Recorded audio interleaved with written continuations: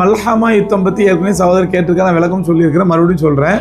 அதாவது ரசூலுல்லாஹி ஸல்லல்லாஹு அலைஹி வஸல்லம் சொல்கிறாங்க, ஒரு காலம் வரும், அந்த காலத்திலே யூதர்களுக்கும் முஸ்லீம்களத்தில் ஒரு பெரிய போர் நடக்கும்.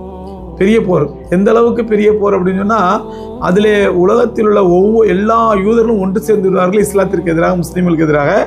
ஆனால் எல்லா யூதர்களும் முஸ்லீம்களால் கொல்லப்படுவார்கள். ஏன்னா யூதர்கள் உலகத்திலே அல்லாஹ் படைத்த சமுதாயத்திலே மிக மோசமான சமுதாயம் யூதர்கள் தான். அல்லாஹ் குர்ஆனில் சொல்றான்,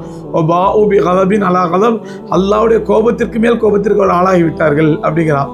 இன்னொரு இடத்துல அல்லாஹ் சொன்னான், லானல்லாஹு வல் மலாயிகத்து வன்னாஸ் அஜ்மாயின், அல்லாஹ்வும் சபிக்கின்றான், மலக்குமார்கள் சபிக்கிறார்கள், மனிதர்கள் சபிக்கிறார்கள், எல்லா படைப்பினங்களும் சபிக்கிறார்கள் யூதர்களை அப்படிங்கிறான். அவ்வளோ ஒரு மோசமான சமுதாயம், ஒரு கேடுகட்ட சமுதாயம் யூதர்கள். அதனால் அந்த யூதர்களோடு முஸ்லீம்களுக்கு ஒரு பெரிய போர் நடக்கும். ஆனால் அந்த போரிலே முஸ்லீம்கள் வெல்லுவார்கள். எந்த அளவுக்கு கொஞ்சம்னா, பயந்து ஓடக்கூடிய யூதர்கள் ஒவ்வொரு பாறைகளுக்கு பின்னாலும் மரங்களுக்கு பின்னாலும் ஓடி போய் ஒளிவார்கள். அந்த பாறைகளும் மரங்களும் கூட பேசும், யா முஸ்லீம் தாழ் வரா யஹூத் யுக்துலுஹு, ஓ முஸ்லீமே இங்கே ஓடியா, இங்கே எனக்கு பின்னாடி யூதன் ஒளிஞ்சிருக்கிறான், கொல்லு அவனை என்று பாறைகளும் மரங்களும் கூட அந்த யூதர்களை காட்டி கொடுக்கும் அப்படிங்கிறாங்க. அந்த அளவுக்கு ஒரு மல்ஹமான்னு சொல்லக்கூடிய ஒரு பெரிய போர் நடக்கும் அப்படின்னு ரசூலுல்லாஹி ஸல்லல்லாஹு அலைஹி வஸல்லம் சொல்றாங்க.